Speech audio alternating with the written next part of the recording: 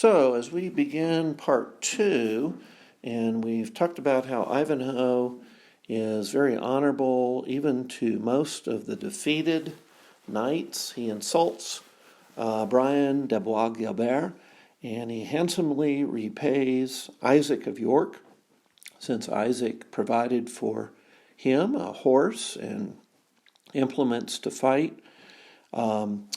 We want to think now a bit about the character of these individuals revealed here in the story. The first one we want to look at is Isaac of York, and we're going to talk more about these characters as we go. Now, Isaac is he's a wealthy Jewish man. He's been persecuted, and as you can see, they even seize him and treat him poorly. When he comes to Cedrics' house and Cedric accepts him in, he is treated poorly, and he acts very humble. So he expects to be poorly treated. So there's a humility about Isaac, and he seems to be kind as well. There's a kindness that he exudes in his character. So I'd like you to be thinking, try to analyze each character, and let's talk about the second one, the disinherited. The disinherited. Now, Dais is the knight at the tournament. Dais means disinherited. Dais, I think is how you pronounce it. Dais. And this, of course, is Ivanhoe in disguise. He doesn't want anybody to know that he's there. And incidentally, Ivanhoe is also disguised as the pilgrim at the beginning of the story. And he comes into the castle, into Rotherwood, and has the meal along with Brian and Prior Eimer. And so that great scene, which we'll be talking about, he's disguised as the pilgrim. And so one of the things that you see here is that he's bold. He speaks out against the Saxons, and he shows much courage. He's willing to go into battle against Brian, against the bravado and this oppression of the Normans. You could say that he really stands for liberty. He stands for overthrowing oppression, and he would love to see the Saxons leave, though he does have a great respect for Richard. So he has a great respect, and I would say he even loves Richard, the Lion-Hearted. So you can see he's not just blank against any Norman he hates. No, he evaluates. I would say he is fair-handed. He seems to be fair-handed, not by the race or the nationality, but by a person's character. And for that reason, he dislikes and even hates many of the Normans for their oppression. Now, let's look at a couple of other figures, and I'm just going to put down Cedric of Rotherwood. I think you all could probably say a lot about Cedric, but let's also skip a couple spots and put down the Black Knight, because you're going to want to characterize the Black Knight. Also, Prince John. I'm going to put these down, and you guys can meet together. You can call each other on the phone. You can work together on this, but you do need to give some kind of character sketch, just a brief one like we did for Ivanhoe above and for Isaac above. do one for Rowena, the lovely Rowena, the beautiful Saxon princess. She seems to have royal blood. Okay, but you want to give a bit of her character. Rebecca, who is Isaac's daughter. And the last one, good old Girth. Girth, the swineherd. And so you guys can take time to think about each one of those and write a couple lines of adjectives that describe the character of each of these.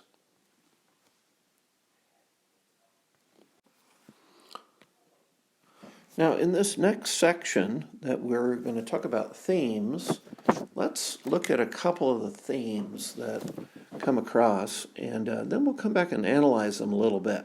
This first theme is about courage, and we see in the story that courage is honorable, it's noble.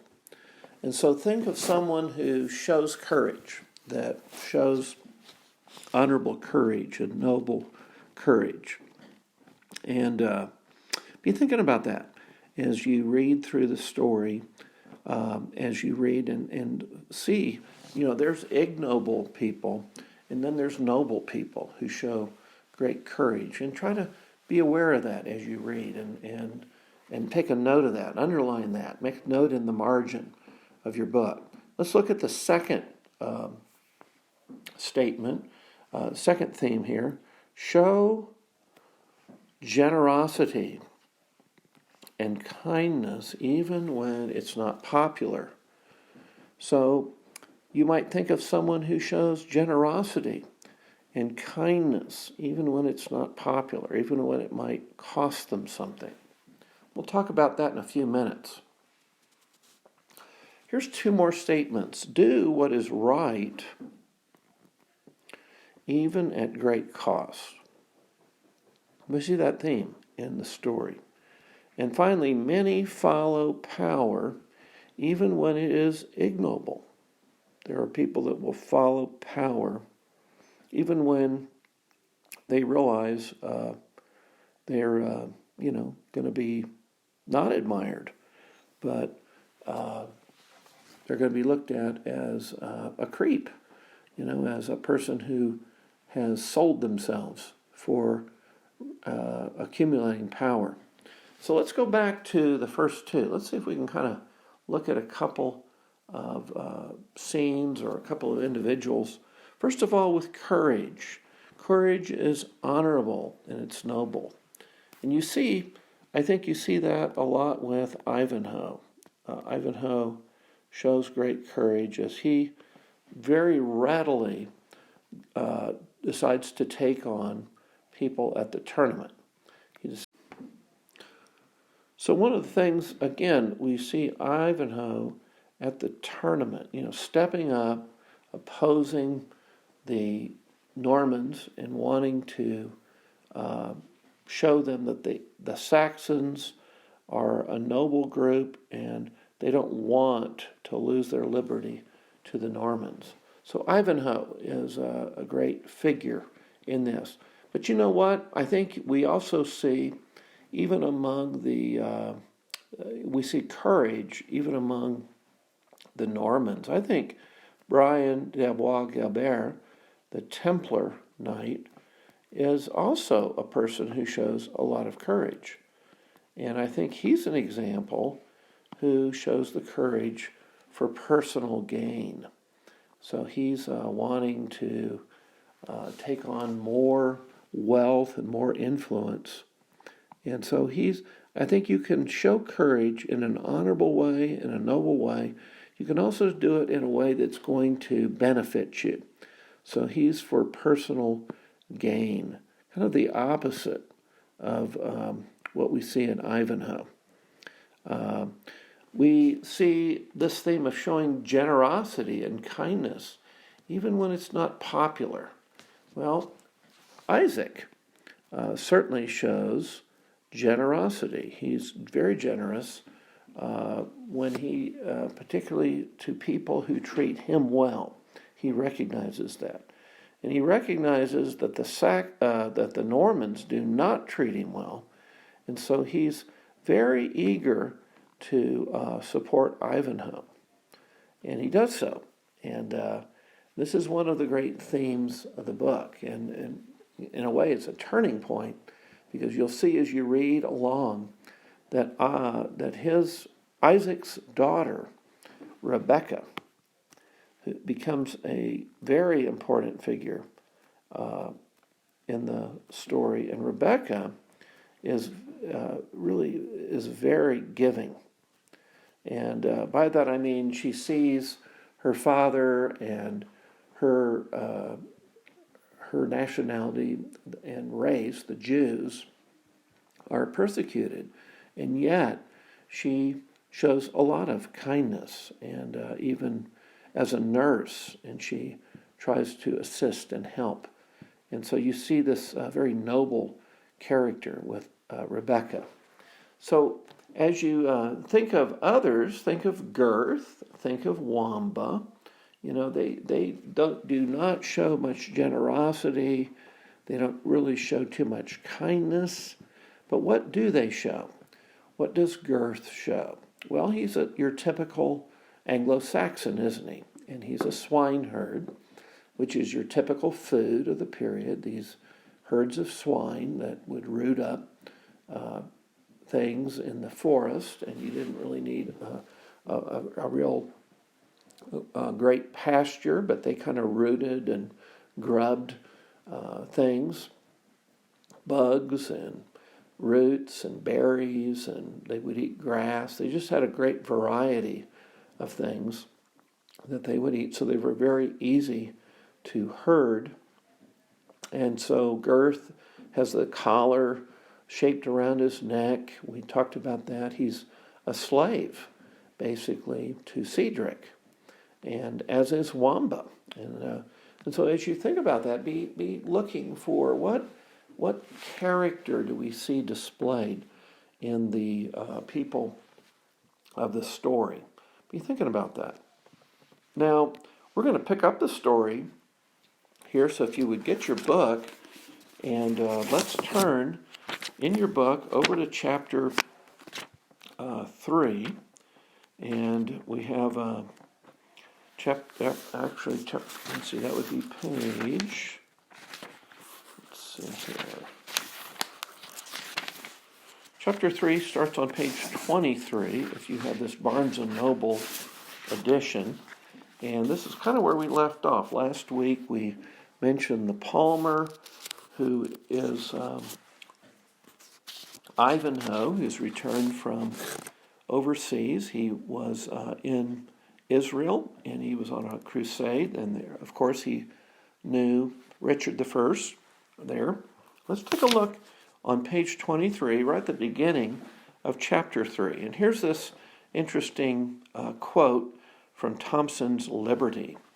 Then, sad relief from the bleak coast that hears the German Ocean roar, deep booming, strong, and yellow-haired, the blue-eyed Saxon came. Now, notice he's talking about, in this little quote, something about the Saxons. And he's saying, they had blue eyes, and they love liberty, and they are coming. And this is referring to the Saxon tribe that comes to England across those northern seas and plants the Anglo-Saxon of England. And so this is a liberty-loving, kind of a Germanic tribe. They have blonde hair. They were from northern Europe. And so the Saxons love liberty. And that's really kind of in a way, the main idea of chapter 3. I'd like to kind of expand on that, this idea of a love of liberty, because here we see the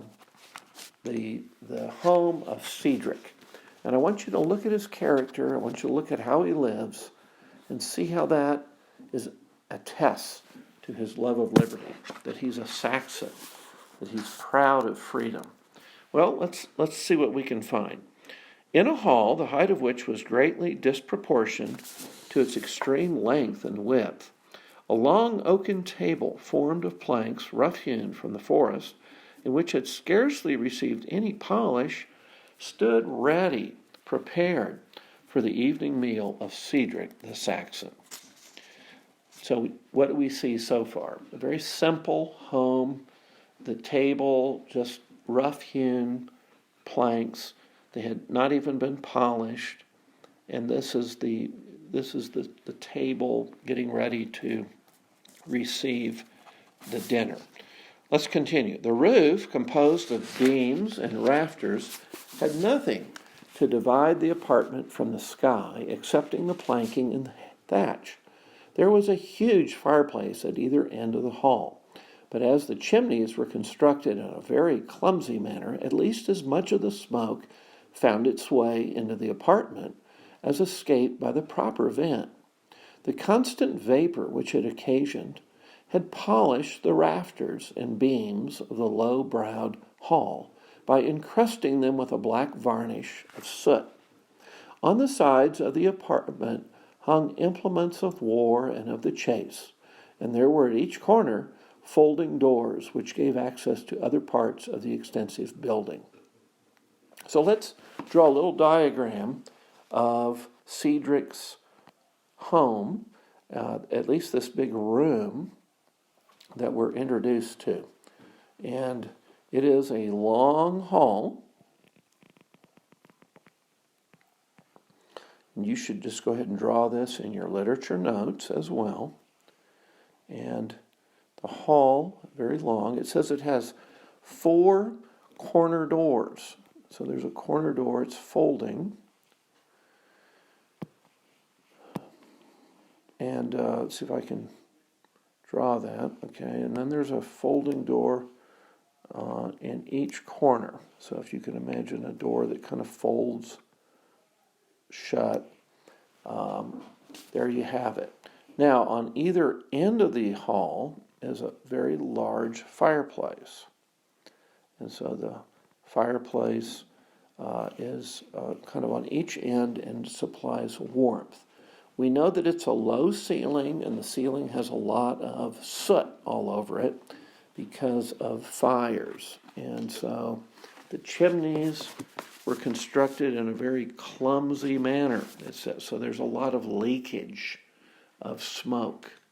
And so there's a lot of smoke that makes its way into the room from the fire. Okay? And so smoke rises.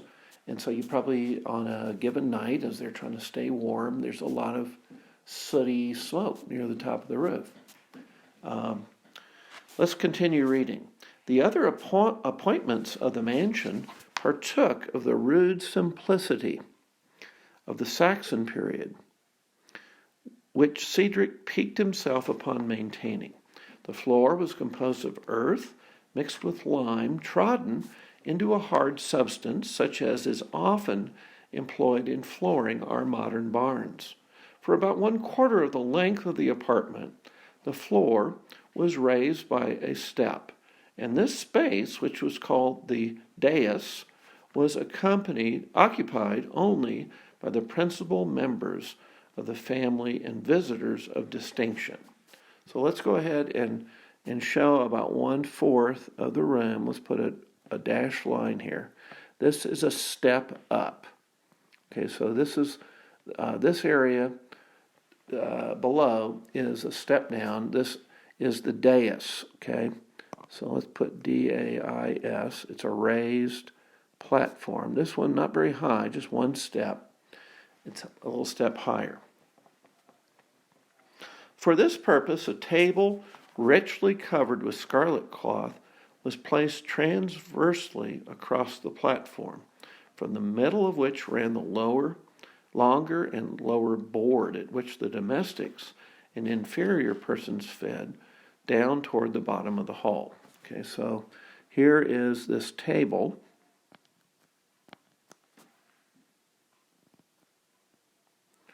And the table is kind of this long table.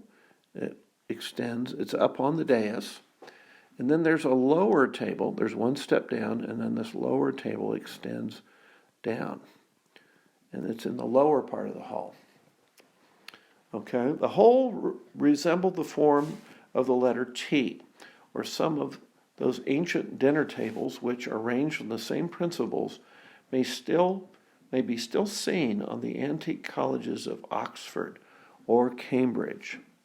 Massive chairs and settles of carved oak were placed upon the dais, and over these seats and the more elevated table was fastened a canopy of cloth, which served in some degree to protect the dignitaries who occupied that distinguished station from the weather, and especially from the rain, which in some places found its way through the ill-constructed roof.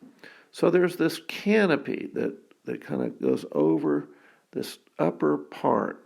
This canopy extends out over.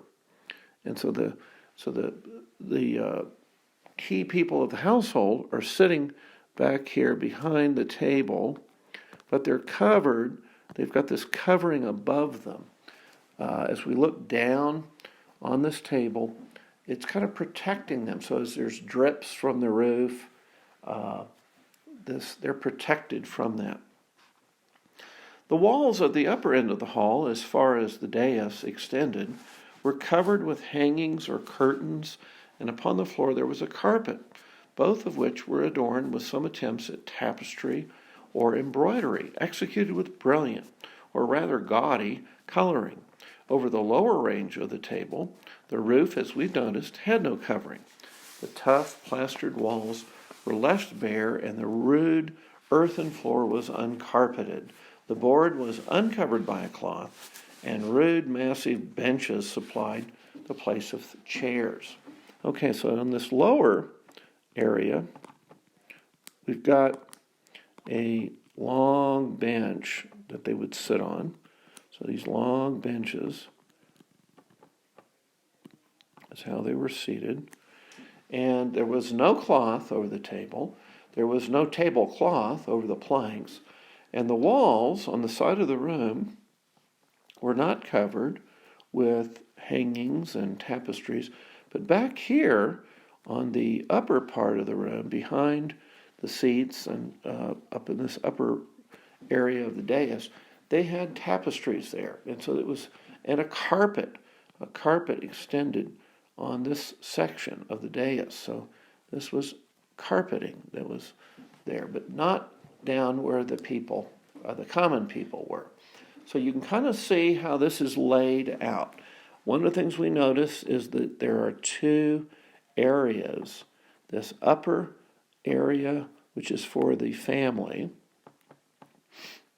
and you can kind of see this is the privileged area. They have the carpet, they've got the wall hangings, they have the hanging overhead, and then there's that lower area, and this is more for the common people, the lower people. In the center, we're on the top of page 25 now.